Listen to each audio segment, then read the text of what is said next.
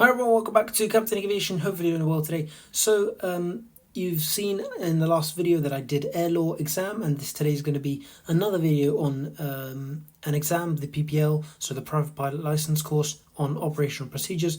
If you're watching this, I imagine you've already done your air law, but if you haven't and you're just watching this video for interest, then the air law video will be up here somewhere. So here we are, we have the human performance and the operational book. There's a bit more, so when it's these two, when it's 2 in 1 or 3 in 1, for example, the principles in flight, the flight performance and planning, and the aircraft general knowledge, which is 500 pages. That yellow book is 500 pages, and this one it's divided, so there's a bit more in human performance than there is in operational procedures, but still you can see here on it's divided, and there's a bit more to human performance than operational procedures.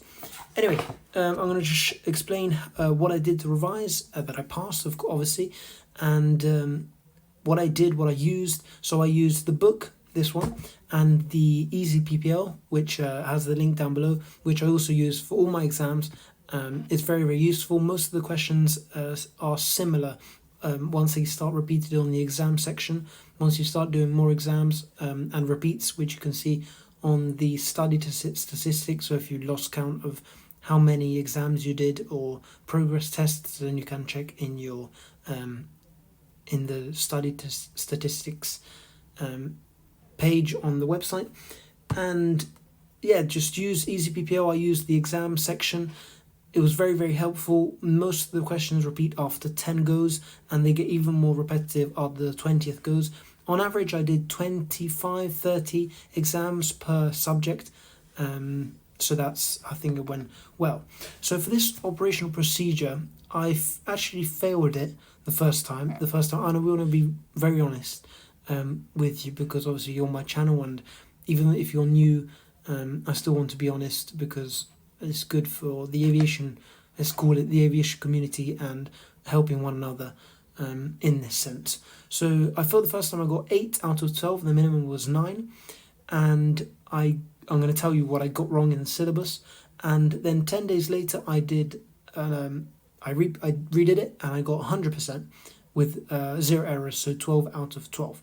And this exam is 12 questions in 30 minutes maximum.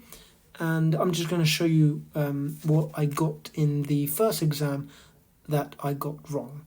So I'm going to link them here with just a small title to the thing, and obviously the syllabus in the description down below. So I'll link the Easy PPL, these books, and I'll do which I imagine you already have them if you're doing the PPL course, and just continuing with the syllabus.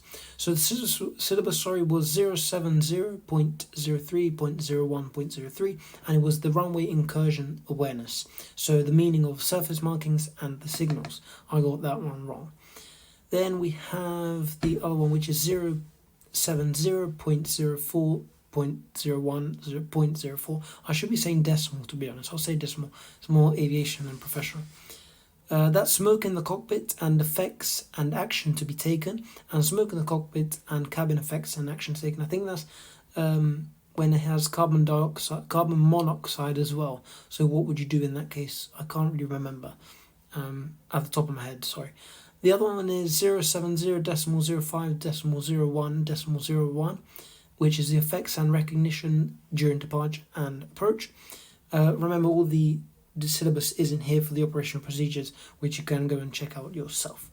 So the other one is 070.07.01.05, which is the action after landing. I imagine that's when you land, and you land a bit after the taxiway and you've got a problem, and what do you do if you stop on the runway or stop on the taxiway.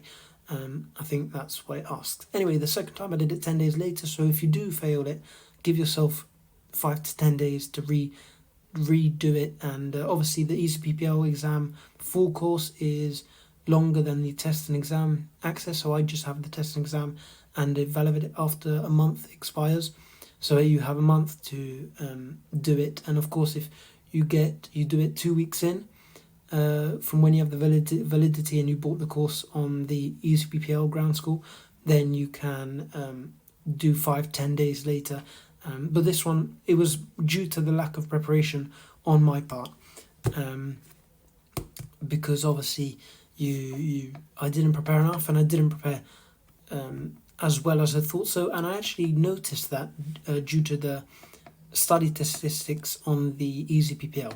So I went to the Easy PPL, went down to the study statistics part, and it showed me that I actually, compared to air law, which was my first one, I did worse on the, I spent less time on it, and it was actually better. Anyway, the second one was better, which I got obviously 100%. So take your time in revising, take your time in whatever you have to do. And yeah, so I did more or less the average, I repeat, is 25. For me, it was 25, more than 25 exams. For the other big exams, I did maybe 30, 35, but I'll speak about that in the next couple of videos. So yeah, operational procedures is mostly that. It's just starts from 200, page 200, and there we go. I'll show you with you. So it starts from here, this one, after page 260. So from 260 onwards is operation. 261 onwards is operation procedures, and it goes up to, I think, 410 more or less, 410, 415, which is knowledge wise. So obviously you won't see everything that's on there.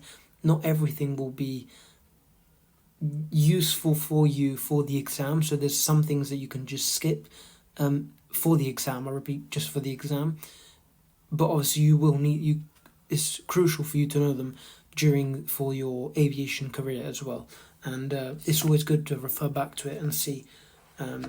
But yeah, exam wise, there will be some things that you won't be tested on, and you can see it on the book. You can tell, I think you can tell when you start seeing that, sorry, I don't want to get muddled up, but you can tell when things are starting to get repetitive. Some air law, for example, these slides, they get repetitive. These pages get repetitive on the air law as well. It's on the air law, so some of these pages you can just skip and just not do them, or go ahead, but they won't be in the exam if they haven't been in the air law, or they could be here but not in the air law, or vice versa. So yeah, this is basically what it is. Just go through it. You ask your instructor if you have any questions, and I'm sure you will do very well. As more the longer you do, the more you do exam practice, and the more you do, you get confident. The questions, I repeat, the questions are similar, very, very similar to what the actual exam is, and just see. And some phrases, some questions are phrased different, some questions are phrased the same. So just go through it. You ask your instructor if you have any questions, and watch the air law exam video that I did, that I showed up here. I'll post it in the description down below as well. Thank you guys for watching. That's it. If you have any questions, please remember to comment down below, and subscribe, like, and share as well, to not miss out any of the videos. If you were new, hopefully you enjoyed it. If you didn't, do comment down below. I appreciate your comments as well. If they're negative, if it's constructive criticisms, then I do accept them, of course. Guys, I hope you enjoyed, and I hope you like the next ones that will come, and this one, I hope you liked it, and the air law. Tell me if I need to improve, because obviously it's the second time I'm doing these types of videos, and I want to get more confident in what I say, and especially being clear and concise, which is what I want you guys to understand from these videos. Thank you guys, and I'll see you in the next one, which should be communications. That's nice, something very important. And there's the RT, so radio telephony exam as well in that, and I'll see how long I passed. So for this one, yeah, it's 12 minutes, 12 questions in 30 minutes. Thank you guys, and I'll see you in the next one. Thank you very much. Bye bye.